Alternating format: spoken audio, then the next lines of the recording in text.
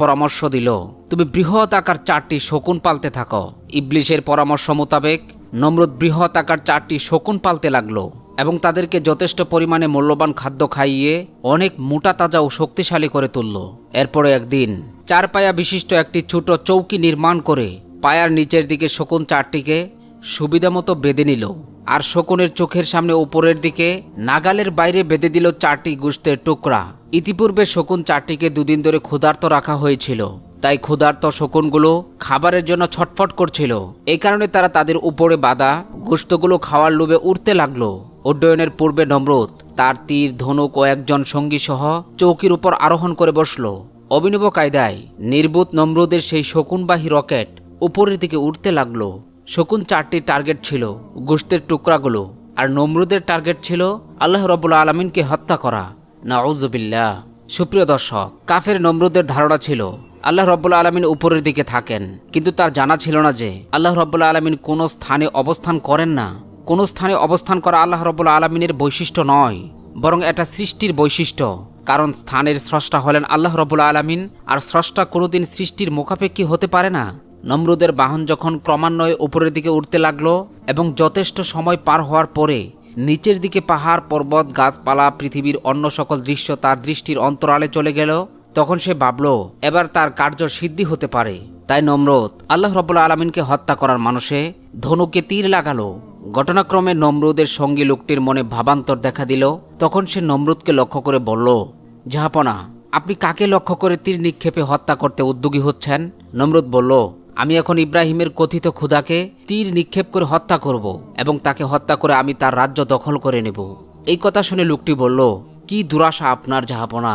আল্লাহকে তীর নিক্ষেপ করে কেউ কি হত্যা করতে পারবে? তিনি যে অসীম, তিনি নিরাকার, সর্বশক্তিমান ও সকলের ধরাছোঁয়ার ঊর্ধ্বে। তিনি যাবতীয় জাগতিক ও মানবিক সকল বস্তুর ঊর্ধ্বে তিনি বিরাজিত। বিশ্ব ব্রহ্মাণ্ডব্যাপী তার আসন। পাপিষ্ঠ নির্বোধ নমরুদ সঙ্গী লোকটির কথা শুনে খুবই রাগান্বিত হলো এবং মনে মনে সে ভাবল, এই লোকটি কি তাহলে গোপনে ইব্রাহিমের ধর্ম গ্রহণ করেছে এবং সে আল্লাহ তাআলার উপর বিশ্বাস স্থাপন করেছে? তাই নমরুদ তাকে এক ধাক্কা মেরে চৌকের নিচে ফেলে দিল। আল্লাহ রাব্বুল আলামিন তখন জিবরিল আলাইহিসসালাতু ওয়াসসালামকে নির্দেশ দিলেন, হে জিবরিল, এই লোকটির যেন কোনো ক্ষতি না হয়, তাকে তুমি রক্ষা করো। আল্লাহ রাব্বুল আলামিনের নির্দেশ মোতাবেক হযরত জিবরিল আলাইহিসসালাতু ওয়াসসালাম সেই লোকটিকে রক্ষা করলেন।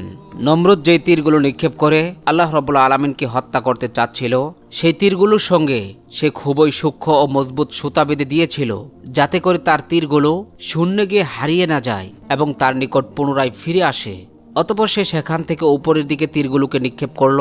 মহান রব্বুল আলামিন এই সময় জিবরিল আলাইহিসসালাতু ওয়াসসালামকে ডেকে বললেন, হে জিবরিল, আমি আমার পরম শত্রুকেও নিরাশ করব না, আকাঙ্ক্ষা অনুযায়ী তাদের চাহিদাও পূরণ করব।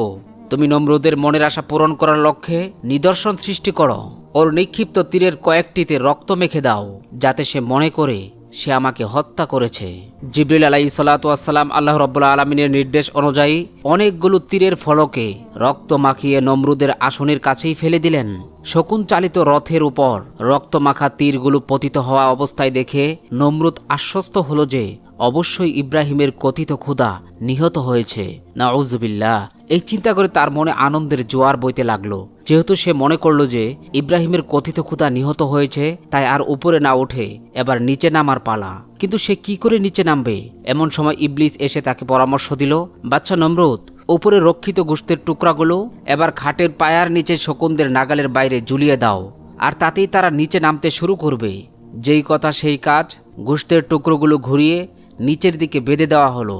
শকুনগুলো মাংসের লোভে নিচের দিকে নামতে লাগলো, আর এভাবেই নমরুদ জমিনে নেমে আসলো এবং মহা খুশিতে রক্তমাখা তীরগুলো নিয়ে রাজ দরবারে ফিরে এলো। নমরুদ ফিরে এসে হযরত ইব্রাহিম আলাইহিসসালাতু ওয়াসসালামকে ডেকে বলল, হে ইব্রাহিম, তোমার আল্লাহকে তো আমি হত্যা করে এলাম, এই দেখো রক্তমাখা তীর। হযরত ইব্রাহিম আলাইহিসসালাতু ওয়াসসালাম বললেন, ওহে নির্বোধ বাদশা, তুমি তো দূরের কথা, সমগ্র সৃষ্টিগুলোর শক্তি একত্র করলেও তার সামান্য পরিমাণ ক্ষতি কেউ সাধন করতে পারবে না। তিনি অদৃশ্যমান, তিনি নিরাকার, তিনি সর্বশক্তিমান। তাকে মানুষের আকারে কল্পনা করা চরম মূর্খতা ও বোকামি। তার উপর কারো কোনো শক্তি বা ক্ষমতা সক্রিয় হতে পারে না।